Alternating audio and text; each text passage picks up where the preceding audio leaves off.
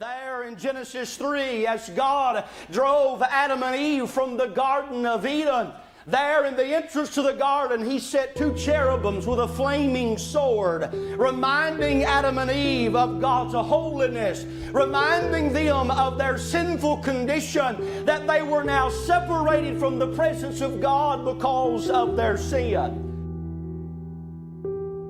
That middle wall of partition was built between God and man. Of course, the law of God was instituted, and the high priest on that great day of atonement had to go into the holies of holies and sprinkle that blood on the mercy seat. And God looked up over the battlements of heaven and saw that all mankind was drowning in this cesspool of sin. God saw that there was none righteous, no, not one. So God sent His only begotten Son, the great high priest, who left the splendors of the glory world, wrapped Himself in a robe of flesh, and He came, as Isaiah said, to make intercession for the transgressors. When we could not get to God, God came to us and made a way for us to get to God.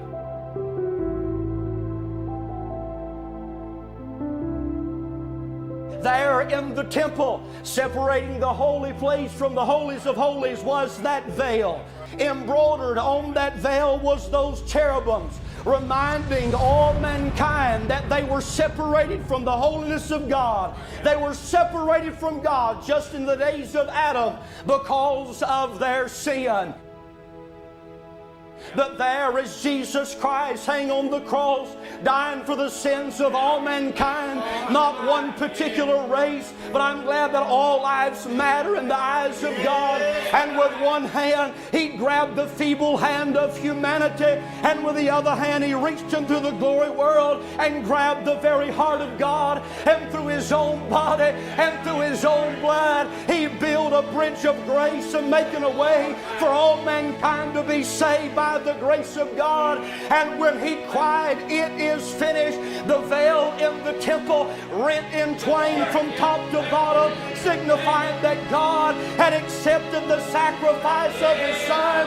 And now, because of the finished work of the Lord Jesus Christ on the cross of Calvary, a hell-deserving sinner can bow their head and cry out for mercy, and they'll find forgiveness and peace and pardon and be born again and pass from death unto life, all because of the finished work of the divine day Son.